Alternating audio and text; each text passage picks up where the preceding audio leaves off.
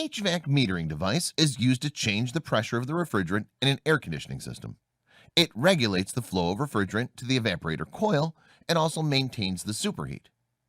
So, how does an HVAC metering device operate? An HVAC metering device ensures a proper supply of refrigerant to the evaporator coil. The combined effects of an HVAC metering device and the suction of the compressor create a reduction in pressure. Some of the types of metering devices are capillary tube.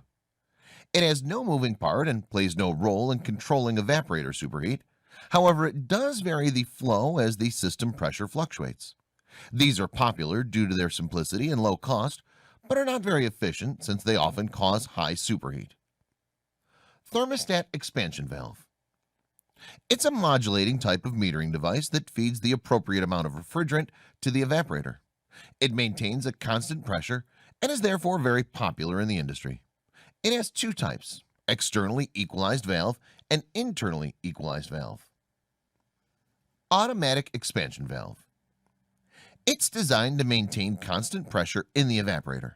It provides freeze protection and is therefore used in window ACs. Electronic expansion valve. It offers precise control of the refrigerant flow in the evaporator. These are very sophisticated and efficient as compared to thermal valves, and they're also expensive. Piston or fixed orifice. These devices don't meet changes in the evaporator by changing the amount of refrigerant. Instead, it depends on the size of the orifice. These are simple and can be easily removed. High side float valve. It's a liquid level operated control valve and is located on the high pressure side of the system. Hand operated expansion valve. It's manually operated to fill a definite quantity of refrigerant into the system. The drawback is that it does not make automatic adjustments.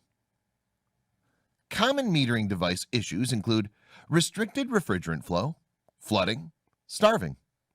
For more HVAC videos, be sure to click the subscribe button. Also, if you'd like to know more about this topic, go to HVACFreelancer.com, or you can click the link below in the description.